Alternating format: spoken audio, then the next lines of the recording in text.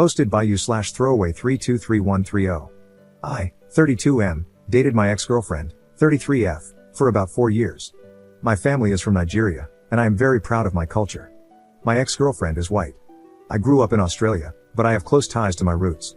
Originally, race was not an issue when we first started dating, but as we got more and more serious, I felt like she wasn't willing or didn't really understand how important my family and culture are to me.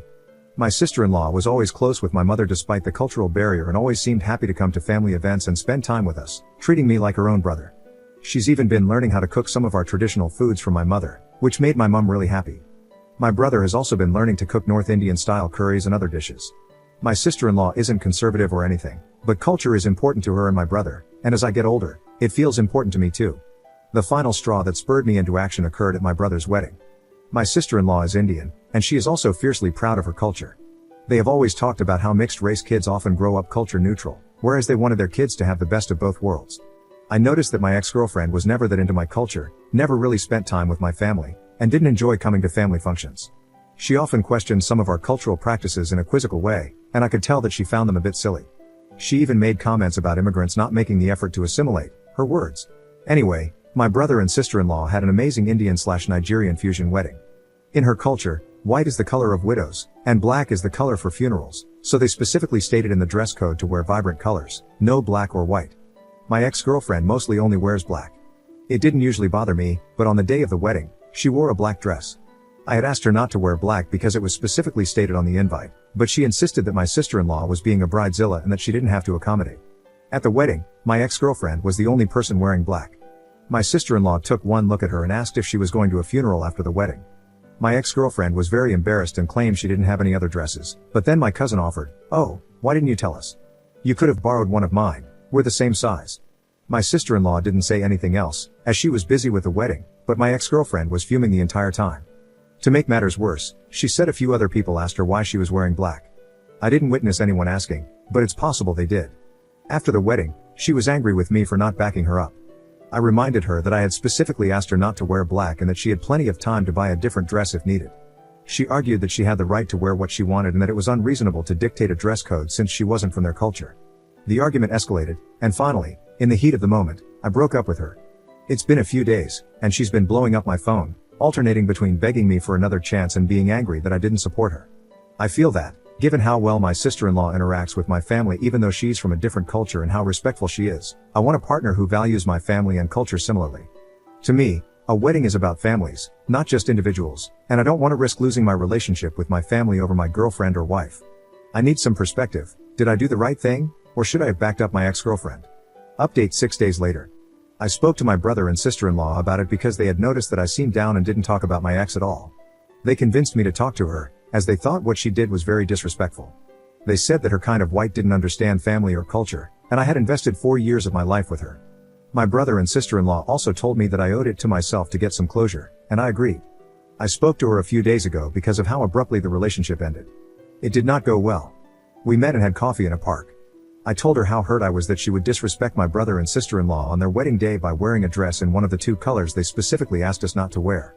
She told me that she had forgotten about the wedding and had to rush to find something to wear. I told her I wasn't convinced, as the wedding had been on everyone's mind, and we had been asked to help set up the hall, which she didn't want to help with, but I did. She told me this was a stupid fight over a stupid dress. I didn't feel that way. To me, it was about her not respecting our culture. That's when she got annoyed and told me that culture is a man-made thing and that we were in Australia now. I told her that my heritage was always going to be important to me and to my future children, and that I couldn't be with someone who didn't feel the same. She then mentioned things like FGM and other practices. None of the women in my family have experienced that, and I told her that culture is a dynamic thing. I explained that my family didn't even believe in those practices and weren't backward like that. I was offended she'd even think so. I pointed out, perhaps wrongly, that all my female relatives, including my mother and cousins, were more educated and successful than her. That's when the conversation started to go downhill rapidly.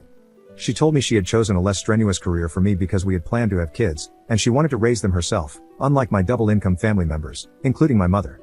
She referred to how my mother sometimes worked weekends, which I had mentioned before. My mother got an education against all odds, and my parents have always encouraged me to educate myself, which I have done. That angered me. I told her angrily that I always respected what my parents had done for us and that she was 28 when she met me, so she didn't choose a less strenuous career because of me. She couldn't blame me for that.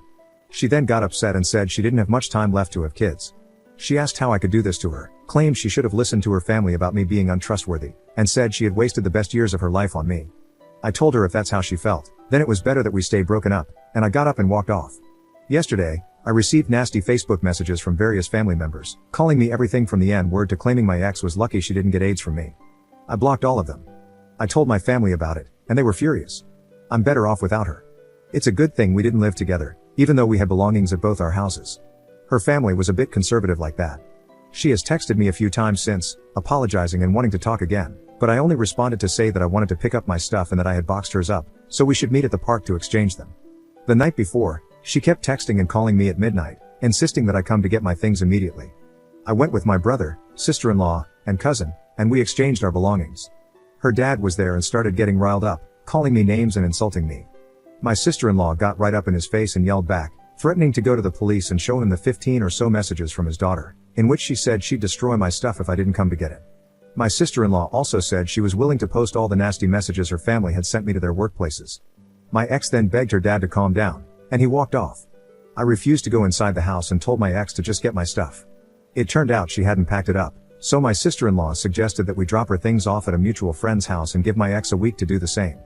I called around to find a friend, and my ex agreed to the arrangement at the time.